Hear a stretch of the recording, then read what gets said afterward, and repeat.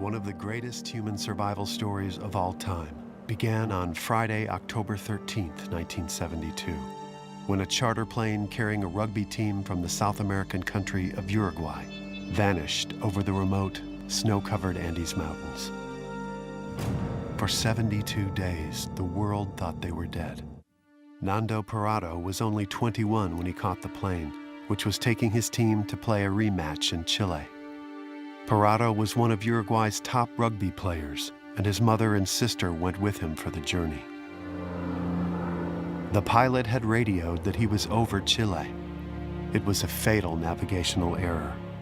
Believing he had already crossed the range, he descended into the clouds and emerged in the middle of the mountains.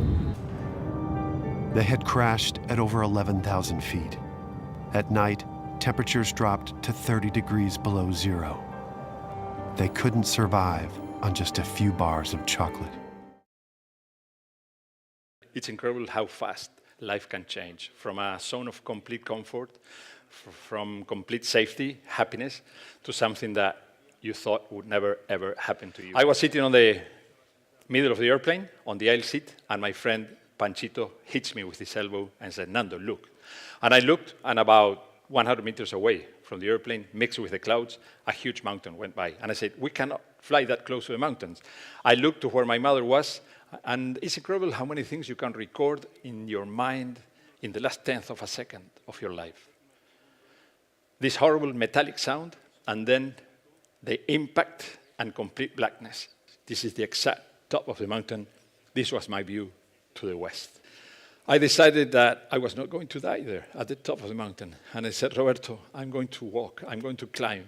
But at every step I will give, I will be closer to my father. I will be closer to life. I want to live."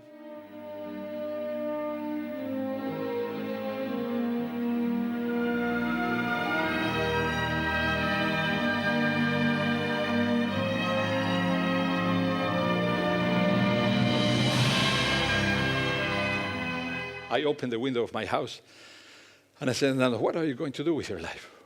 What are you going to do?" And I said, "I'm going to have a life." I was blessed. I realized that I was blessed to have been given the chance to be born again. Live your present because it's the only real time. The past is already gone. The future has not arrived yet. It will arrive, and you will cope with it like every human being since the history of mankind. So don't forget to live your present. The present is the most important time of your life.